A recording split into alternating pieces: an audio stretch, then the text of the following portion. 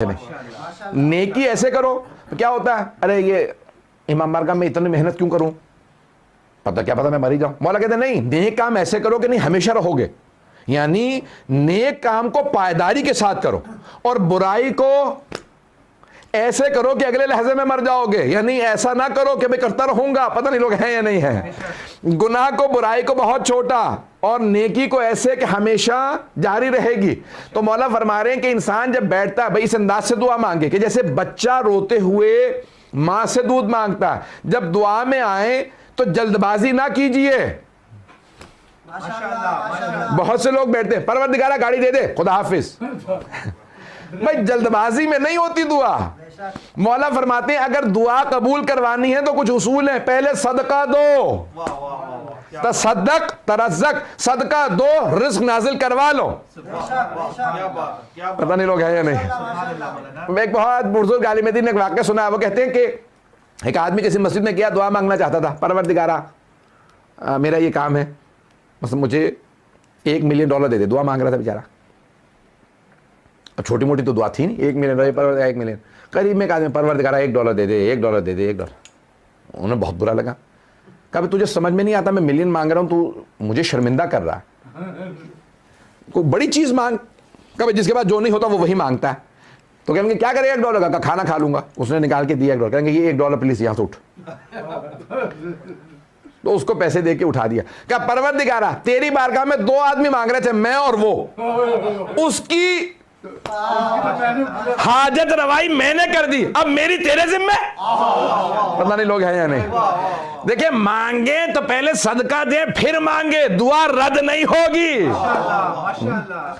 इसीलिए कहा जाता है कि अल्लाह के बहुत से जो बंदे मांग रहे हैं उनको अता तो करो, देके तो आओ। जब आओगे अब मांगने का जी भी करेगा, अरे अभी मैं किसी की हाजत रवाई करके आया हूं। पता नहीं बात तो समझ में आ रही है नहीं आ रही है। अज़ान किरामी, ये निज़ाम है कायनात का, चलता रहता है, आपका इसके अंदर कितना अमल दखल है, अल्लाह सुब्हानहू व तआला पे पूरा का पूरा निज़ाम है। मैं सिर्फ एक दुआ की सजावत पे पेश कर रहा हूँ। अल कलामो यजुर्रुल कलाम, बात से बात निकलती है, ये अरबी का जुमला है, किसी ने उसको उर्दू में तर्जुमा किया है अल कलामो यजुर्रुल कलाम। उर्दू में कहते हैं आप लोग बात से बात निकलती, ऐसे ही है। तो उन्होंने किताब लिखी है मरहूम ज़ंजानी ने, सईद हुसैन, बहुत उन्होंने पूरी किताब का नाम ही रखा बात से बात निकलती है। तो अरबी में किताब लिखी, तो कहने लगे न्यूयॉर्क में आपको पता है 50-60 में स्काई स्क्रैपर्स का बड़ा शौक चढ़ा कि ऊंची ऊंची बिल्डिंगें बनेंगी, तो बनाने लगे, बहुत ऊंची ऊंची बिल्डिंगें बनाए। शुरू के अंदर उनको पता नहीं था कि लोग खिड़की खोल के बाद छलांग लगा देंगे, खुदकुशी कर लेंगे, तो डिप्रेस हो जाते हैं तो खुदकुशी कर लेते हैं। तो एक आदमी ने कहा कि भाई मैं बहुत डिप्रेस हूँ तो मुझे खुदकुशी कर लेनी चाहिए। उसने कहा क्या करूँ कि लोग बचा ना लें। कहते हैं कि मैं जहर खा के छलांग लगा देता हूँ, जहर खा के, जहर से ना मरा तो इतनी ऊंची बिल्डिंग से गिर के मर जाऊंगा। बात पहुंच रही है। खुदकुशी के उसने दो बहुत सोच समझ के उसने कहा भाई छलांग लगाऊंगा, वहां से गिरूंगा, सीधा नीचे गिर के सर फटेगा, मर जाऊंगा, नहीं तो जहर तो खा ही लिया। तो उसने जल्दी से पूरी बोतल जहर की पी और विंडो खोल के फौरन छलांग लगा दी। जैसी छलांग लगाई तो तारों में फंस गया और उसके जो है उल्टा लटका, तय हो गई, सारा जहर निकल गया। वो इमरजेंसी सर्विस आई, उन्होंने उसको उतार लिया। क्या कर रहे थे, क्या खुदकुशी की कोशिश कर रहा था, जहर पी लिया था, जहर भी निकल गया, तय हो गई घबराहट के अंदर, और मरा भी नहीं। तो कहा कि किस नतीजे पे पहुंचे हो, कहा इस नतीजे पे पहुंचा हूं कि कोई और है जो हमारे फैसलों पे हमसे ज्यादा कुदरत रखता है। पता नहीं लोग हैं या नहीं है। भाई नहजुल बलागा में मौला ने फरमाया मैंने लोगों के टूटते हुए इरादों से खुदा को पहचाना है।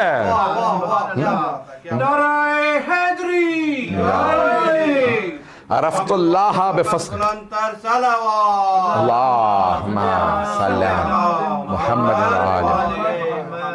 और फरमाया आपने अरफ़्तुल्लाह बिफ़स्खिल अज़ाइम। बहुत से लोग कहते हैं मैंने अपने टूटते हुए, नहीं, मौला ने ये नहीं कहा अज़ाइमी, मैंने नहीं, ये नहीं कहा कि अपने टूटते हुए इरादों से खुदा को पहचाना। अरे वो इमाम ही क्या इमाम जिसके अपने इरादे टूट रहे हों, वो हुज्जत खुदा कैसा जिसके अपने इरादों में सबात ना हो। तो मौला ने ये नहीं कहा कि मैंने अपने टूटने, कहा कि मैंने इरादों के टूटने से, लोगों के इरादों के टूटने से खुदा को पहचाना है। कि लोग इरादे करते हैं, खुदा कहता है तुम्हारे हाथ में सब कुछ नहीं है, कोई खुदा भी है। बात पहुंच रही है? तो यानी गिरामी, इसलिए दुआ में इंसान जब भी बैठे तो इस तरह से बैठे कि भाई इस्तजाबत उसके हाथ में है, कबूलियत का दर्जा उसके पास है। मांगना मेरा काम है। अब इंसान अल्लाह के ऊपर छोड़ दे, अलैकुम बिस्साई वलैसा अलैकुम बिन्नुज। जनाब अमीर का बड़ा अजीब गरीब फरमान है गुररुल हिकम के अंदर, बस भी 5 मिनट रह गए, उसके बाद मैं इंशाल्लाह मसाइब पे आ जाऊंगा। तो मौला फरमाते हैं कि अलैकुम बिस्साई वलैसा अलैकुम बिन्नुज, तुम्हारा काम है कोशिश करना, कामयाबी अल्लाह के हाथ में है। बहुत बड़ी हदीस है, सोने के पानी से लिखी जाए। मौला फरमाते हैं तुम्हारा काम है कोशिश, अलैकुम बिस्साई, कोशिश करना तुम्हारा काम, वलैसा अलैकुम बिन्नुज, कामयाबी हासिल करना तुम्हारा काम नहीं है। मैंने कोशिश की, कामयाबी अल्लाह के हाथ में है, वो कामयाबी दे ना दे। अगर इंसान कोशिश कर ले तो कह सकता है परवरदिगारा मैंने कोशिश की थी, मसलहत तेरी कि तूने कामयाबी नहीं दी। अब आप दुआ मांगे तो कबूल ना करे तो फिर कहिएगा जब मांगा ही नहीं तो गिला कैसा। बहुत से लोग गिले करते रहते हैं, मुझे ये मेरी शायद नहीं मिली। वो भाई आपने मांगा था, मांगा है तो फिर अल्लाह से कहे ना परवरदिगारा तूने नहीं दिया। और बहुत से लोग कहते हैं मैं तो 100 दफा मांग चुका हूं, मैं तो 200 दफा मांग चुका हूं। मांग लिया लेकिन उसके अंदर मसलहत अल्लाह ही के हाथ में फैसला है कि मसलहत है या नहीं है। तब इंसान बाज़ औक़ात ऐसी चीज़ें मांग लेता है जो उसके लिए नुकसानदेह होती है। मैं एक दुआ की मिसाल देना चाहूँगा, टाइम अभी है, थोड़ा सा है। एक सहाबी रसूल थे सल्लल्लाहु अलैहि वसल्लम, उनका नाम था सालबा। वैसे तो गीदड़ को कहा जाता है, लेकिन अरबों में जानवरों पे नाम रखने का रिवाज आम, मतलब ऊँट पे भी नाम रख लेंगे, शेर पे भी मुख्तलिफ नाम है, शेर के असद है, हैदर है, सब मुख्तलिफ नाम रखते हैं। मुख्तलिफ जानवरों पे नाम रखना एक आम रिवाज है अरबों में। तो बहुत गरीब फ़कीर नादार थे सहाबी रसूल, नाम था सालबा। अब गरीब थे तो जैसे कोई सदका लेके आता, या रसूलल्लाह सदका लेके आया, तो कहा ये मेरे गरीब सहाबी, इन्हें खिला दो। या रसूलल्लाह ये लेके आते, इनको दे दो बेचारा। सब कुछ पहले सालबा को, ये गरीब आदमी है, इसको पहले दे दो। कुछ भी आया पैगंबर के लिए, या रसूल खुदा आपके लिए खाना लाया था, सालबा को पहले खिला दो। रसूल खुदा मस्जिद आते तो पहले सालबा को सलाम कर, सलाम अलैका सालबा, पहले सलाम करते, पहल करते। रसूल खुदा हर सलाम में पहल करते थे हर एक को। अगर आप देखें हदीस किताब में भी तो जनाब सैयदा को सलाम में पहल कर रहे हैं सर, उन्हें सलाम भी करते, मस्जिद में भी उनको बहुत ज़्यादा नवाजते। ये वो 5 वक्त की जमात, वो थे फ़कीर, वहीं मस्जिद में बैठे रहते तो वहीं नमाज़ पढ़ते थे पैगंबर के पीछे। तो सुबह फजर पे भी वहीं पैगंबर के पीछे नमाज, ज़ोहर, असर, मगरिब, इशा। कहा या रसूलल्लाह मुझे कोई पैसे दे दे, मैं तजारत कर लूँ, कारोबार कर लूँ। अब मैंने कहा तुम्हारे लिए यही बेहतर है।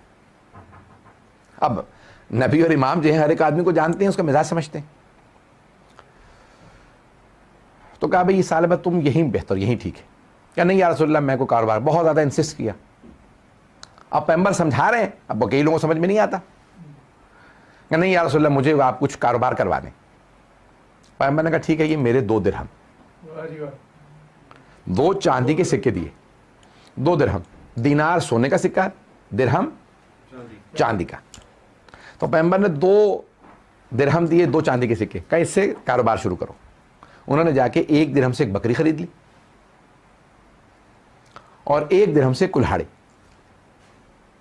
अब जंगलात में जाते, लकड़ियां काटते, बेचते खुश्क लकड़ियां, और वो जो बकरी ली थी उसका दूध बेचने लगे। लकड़ियां बेचेंगे, एक दूसरी बकरी ले ली, बकरियों ने बच्चे दे दी, 4 हो गई, और बकरी करते, बकरियां लेते चले गए। अच्छा खासा उनका काम चलने लगा, कारोबार बढ़ गया। आपकी ज़बान में टेक ऑफ हो। अब वो उन्होंने मदीने से बाहर अपना बहुत बड़ा फार्म बना लिया। अब ऐसा ऐसा क्या हुआ, नमाज जमात छूटने लगी। कभी फजर में आते, कभी नहीं आते, जोहर छोड़ी दी, वहीं पे पढ़ लेते थे। नबी और इमाम के ज़माने में नमाज जुमा वाजिब है।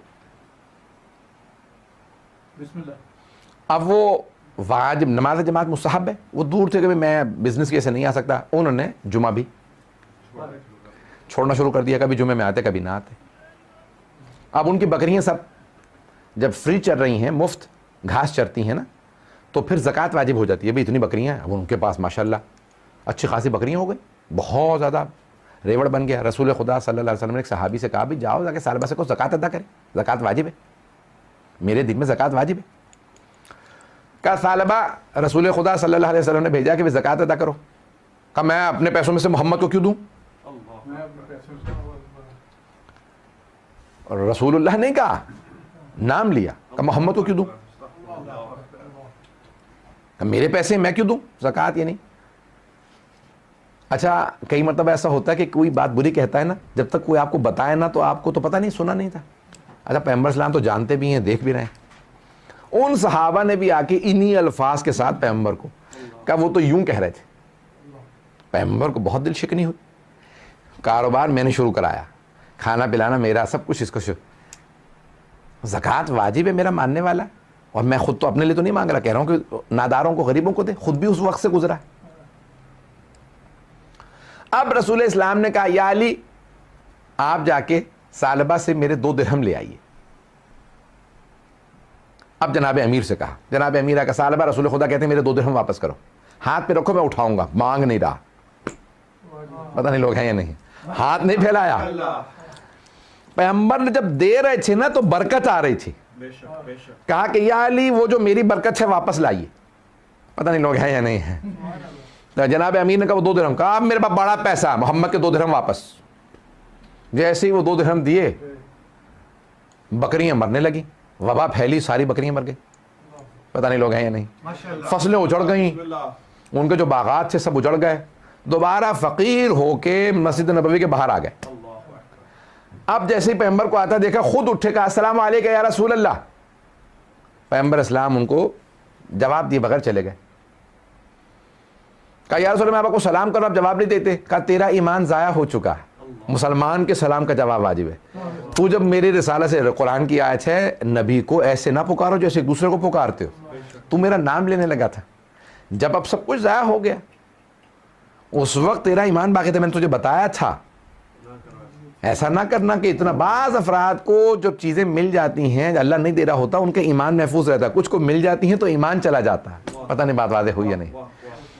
कोई ऐसी शय ना मांग लें कि ईमान चला जाए। हमेशा हर चीज जब दौलत मांगे तो कहें परवरदिगारा दौलत दे लेकिन ईमान के साथ, इज्जत दे लेकिन ईमान के साथ, गाड़ी दे, बंगला दे लेकिन ईमान के साथ। कभी ईमान जाया ना हो, हर शय मिले लेकिन ईमान के साथ।